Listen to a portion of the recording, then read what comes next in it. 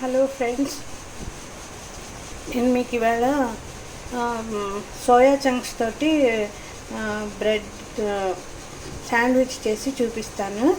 ముందు పొయ్యి మీద నీళ్ళు పెట్టాను. ఇవి మరిగాక కొంచెం మరిగాక ఇందులో సోయా చంక్స్ వేస్తాను.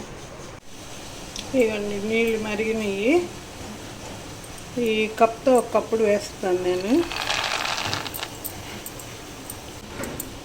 గ్యాస్ ఆఫ్ చేసేసి మూత పెట్టేసి కొంచెం చల్లారనివ్వాలి అవి.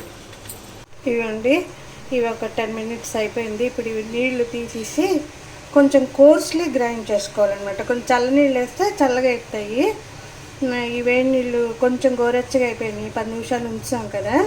తర్వాత ఇవి తీసేసి చల్లనీళ్ళు వేసుకుంటే తర్వాత అవి పిండి గ్రైండర్లో వేసుకొని జస్ట్ అంటే ఆన్ ఆఫ్ కోర్స్గా గ్రైండ్ చేసుకోవాలి. తీసుకున్నాను చూడండి, ఉల్లిపాయలు సన్నగా కోసినవి కొంచెం తీసుకున్నాను. అల్లం తొక్కు, వెల్లుల్లి తొక్కు, కరివేపాకు, ఇదేమో టమాటాలు గింజలు తీసానండి. ఎందుకంటే గింజలు ఉంటే మీకు అంటే పులుపు ఎక్కువ ఉంటుందన్నమాట, గింజలు ఉంటాయి. అందుకని గింజలు తీసాను. ఈ బట్టర్ ఏమో మీరు ముందు నుంచే బయట ఇదిగోండి బ్రెడ్ తీసుకున్నాను. మామూలు బ్రెడ్. మీరు కావాలంటే అంటే బ్రౌన్ బ్రెడ్ కూడా తీసుకోవచ్చు. నేను మామూలు బ్రెడ్ తీసుకున్నాను. మీకు కూర చేసి చూపిస్తాను.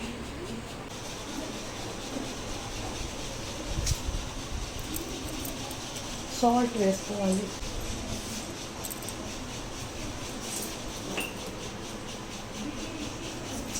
కొంచెం సాల్ట్ వేసుకున్నాక ఇదిగోండి కొంచెం పాలు వేసుకోవాలి. ఎందుకంటే పాలు వేసుకుంటే మీకు సోయా చంక్స్ వాసన ఉంటుంది అన్నమాట. ఇది కోర్స్లీ గ్రైండ్ చేసుకోవాలి.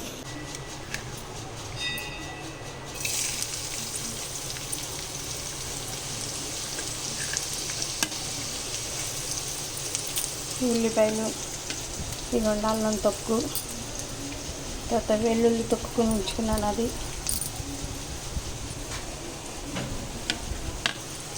కరివేపాకు,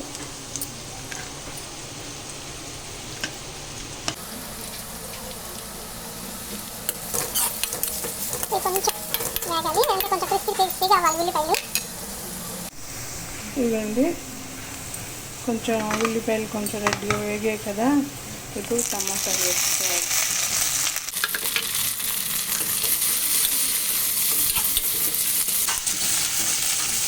టమాటాలు వేసాక ఇందులో ఉప్పు వేస్తే కొంచెం తొందరగా టమాటాలు ఉల్లిపాయలు కొంచెం తొందరగా మగ్గిపోతాయండి.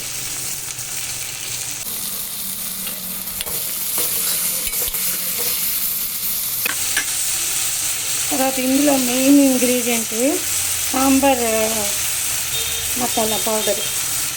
దీనివల్ల మంచి టేస్ట్ వస్తుందండి.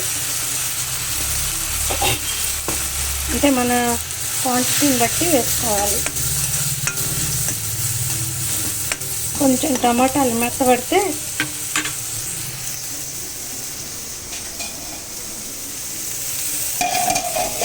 టమాటాలు మెత్తబడతాయి. ఇప్పుడు మనం గ్రైండ్ చేసి తీసుకున్నవి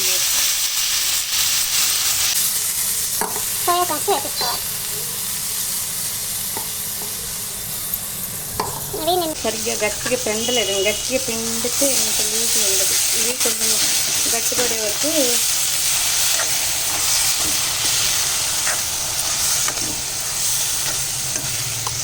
వేయించుకోవాలి. ఇది కొంచెం గట్టి పడాలి. కలిపెట్టుకుంటే గట్టి పడుతుంది. ఇందులో ఉప్పు అన్నీ వేసిస్తాం, మరి ఇంకేం అవసరం లేదు. ఇది మిక్స్చర్ చల్లగా అయిపోయింది. బ్రెడ్ ఇది బట్టర్ మీరు ముందు నుంచే బయట పెట్టుకుంటే మీకు తీసుకోవడానికి వీలుగా ఉంటుంది.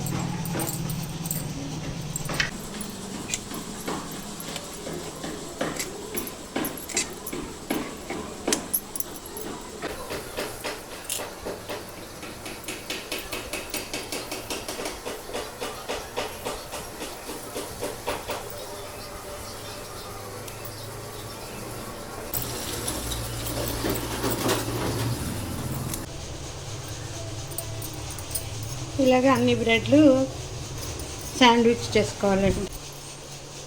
మీరు రెండు వైపులా శుభ్రంగా కాల్చుకొని తర్వాత టమాటో సాస్ అయినా చిల్లీ సాస్ అయినా నంచుకొని తింటే బాగుంటుంది. అంతేనండి, చేసి చూడండి, బాగుంటుంది. పిల్లలు పెద్దలు అందరూ ఇష్టంగా తింటారు. మీకు లైక్ అయితే మీకు పసంద్ అయితే సబ్స్క్రైబ్ చేయండి, లైక్ చేయండి, షేర్ చేసుకోండి.